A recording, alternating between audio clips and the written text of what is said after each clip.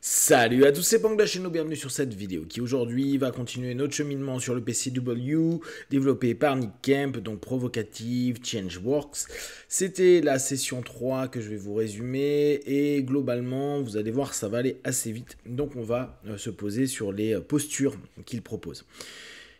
Pour lui, les postures que l'on peut prendre doivent constamment challenger le processus de pensée de notre partenaire, ce qui est ce qu'on fait la plupart du temps quand on bosse sur des recadrages. Je trouve que l'idée est intéressante, challenger le processus de pensée.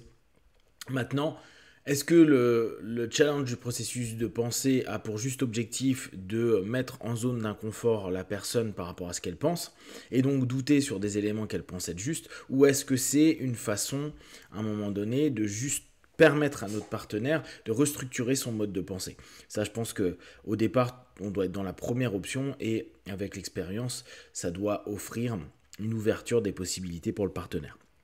D'ailleurs, il dit lui-même que très souvent l'idée est de zigzaguer entre les outils, les postures, pour petit à petit déstabiliser le partenaire. On est toujours dans ce rapport de déstabilisation et en même temps de présence. Donc, il n'y a pas forcément une stratégie préétablie, c'est l'huissier maintenant qui prend le dessus très souvent. Il nous montrait des vidéos de Franck dans lesquelles on voit que il est hyper borderline sur plein de moments et on sent que ça pourrait être agressif et agressant pour la personne en face.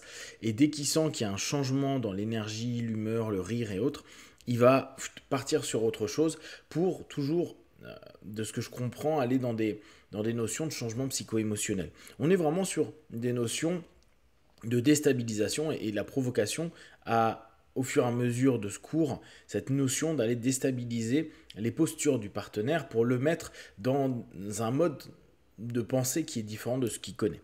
Ce qui est intéressant, c'est qu'il dit la TCC et autres techniques d'accompagnement ne sont pas pour lui des vrais processus de communication. Bon, ça peut s'interroger. L'idée qu'il a derrière, c'est de dire en gros, vu qu'il y a une stratégie et qu'il y a une façon de s'orienter, la sémantique que tu vas utiliser, la façon dont tu vas parler avec ton partenaire, n'est pas forcément ce que tu auras dans un bar avec quelqu'un. Et c'est là-dessus où moi je suis un petit peu en retrait, dans le sens où, oui, ça peut être le cas, et alors c'est pas un problème, sachant que c'est le cadre qui fait partie de ta façon d'entraîner le partenaire dans sa transe, son cheminement thérapeutique. Bon, il va régulièrement chercher les déclencheurs des différentes problématiques et des différents symptômes du partenaire, c'est assez classique. Ouais, il va dans l'ensemble des perspectives possibles. C'est, je pense, pour cette raison qu'à longueur de temps, il change de posture pour emmener le partenaire à percevoir les choses sur des angles différents. En gros, on est sur un énorme recadrage au travers de la taquinerie, la provocation, etc. Faire sauter d'une émotion à une autre, c'est ce qu'il précise. Il y a eu un moment, un retour que j'ai trouvé hyper pertinent d'une dame qui très régulièrement sort des retours vraiment cool. Où elle dit, mais à un moment, Franck, quand il fait ça à cette dame-là, moi je me serais levé, je me serais barré. Je l'ai souvent entendu quand moi je travaille justement avec ce côté un peu incisif ou agressif, d'avoir les personnes qui observent la séance à dire, mais moi, Pank, à ce moment-là, je me serais cassé. Et je leur disais, mais non, factuellement, on demande à la personne, elle était agacée, énervée, elle vivait quelque chose, mais à aucun moment, elle sentait une volonté de la structure thérapeutique comme humiliante dans le sens où on va chercher à la rabaisser. On va humilier, agresser le pathos.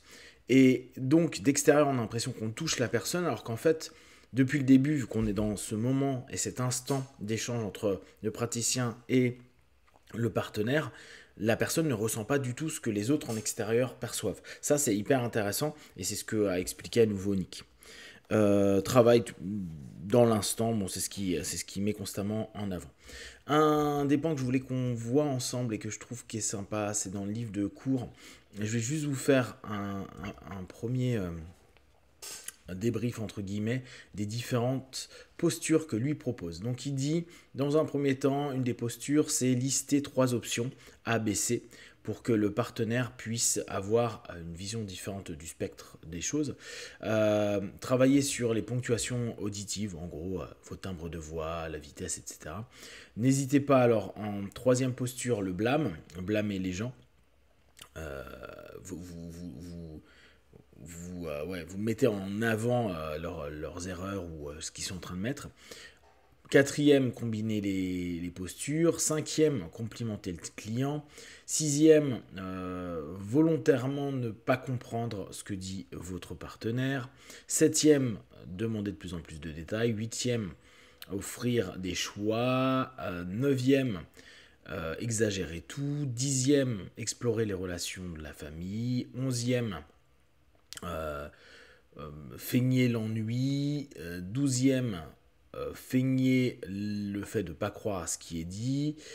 13e, fixez-vous sur un élément. 14e, fractionner. 15e, donner un mauvais conseil. 16e, mettez-vous dans le regard de quelqu'un d'autre. 17e, aller dans des notions universelles. 18e, identifier les points clés. 19e, hypnotiser le client. 20e, ignorer le client. 21e, interrompre le client. 22e, introduire un film. 23e, introduire une musique. 24e, it's not your fault, c'est pas de ta faute. 25e, plus fort. 26e, exploration métaphorique. 27e, faites des mimiques du client. 28e, minimiser le problème. 22e, opposez-vous au client. 30e, pause. 31e, soyez très calme. 32e, parlez d'un élément complètement anodin. 33e, récapitulatif de session. 34e, position inversée. 35e, ralentir. Ou 36e, accélérer. Voilà, ça c'est ce qu'il appelle des postures. Donc en gros, on pourrait se dire c'est des stratégies à un moment donné qui emmèneraient, ou des techniques, mais je pense même pas que ce soit des stratégies, c'est des techniques qui entraînent, s'il y a une combinaison, potentiellement dans une stratégie. Stratégie qui peut être, on va dire, détruite par l'instant au travers du retour que pourrait avoir le partenaire.